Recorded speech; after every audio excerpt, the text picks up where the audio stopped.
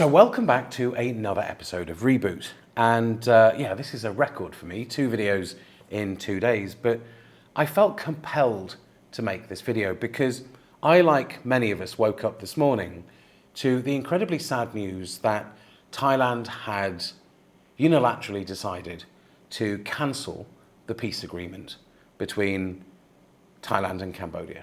And why?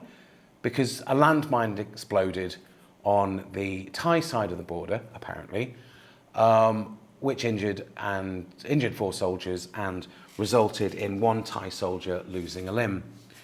But here's the thing, and this is what I've been thinking about all day and why I've made this video. Both Thailand and Cambodia are signatories to the Ottawa Convention, which bans the use of personal or anti-personnel landmines. And as part of that convention, there is an article, Article 8, which, if invoked, brings in the international community or the international signatories to the Ottawa Convention to independently verify claims made by one nation against another that would infringe this treaty. And if invoked, there would be impartial adjudicators brought in from the other signatories to the agreement with no bias towards Thailand, no bias towards Cambodia, independent adjudicators who would evaluate the scene, look at the fragments, and identify when the landmine was placed and who placed it. But Article 8 was not invoked. Instead, we had shouting and noise coming from the Thai side of the border, blaming Cambodia for being responsible for this action. And it makes no sense to me. Why would you not bring in independent adjudicators to evaluate the scene unless you had something to hide? Unless you were worried that the evidence would not support your claims and therefore invalidate the reason that you gave for cancelling the peace agreement. And it's the only reason I can think of why that would not be an option. Because, you know, I'm from the UK, and in the UK, a cornerstone, if you like, for the legal system is that you are innocent until proven guilty. And I actually checked the Thai constitution earlier just to see whether or not it was the same. And according to, I think it's Article 29 of the Thai constitution, the same thing applies, that you are innocent until proven guilty. So why not follow your own constitution in the way that you are behaving and the way that you are acting? And why not open a dialogue or involve the international community in these decisions if you had nothing to hide? I genuinely don't understand. And I feel very bad, obviously, that anyone is injured with a landmine explosion, including the 64,000 people who have lost limbs in Cambodia since the end of the civil war and genocide period.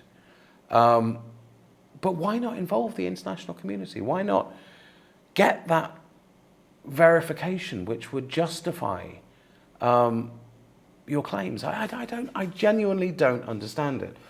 And then this evening, whilst I was out with friends, we were discussing the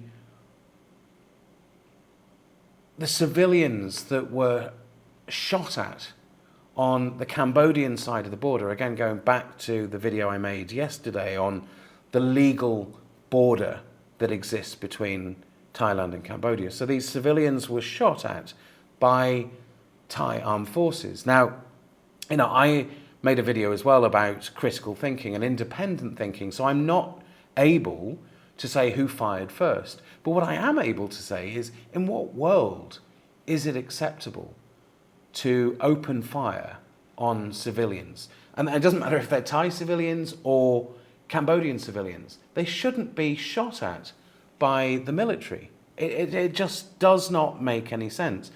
And then if you add on top of that, if you layer on the narrative that's been driven by social media from the military in Thailand, saying that they are going to reclaim these temples.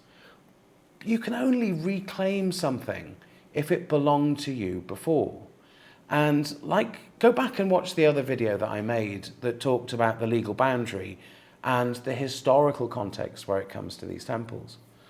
I'm really, really confused by what's going on at the moment. And it's certainly being played at a level well above me and well above the majority of the population in both Cambodia and Thailand, because this is political, and it has nothing to do with the interests of people in either country.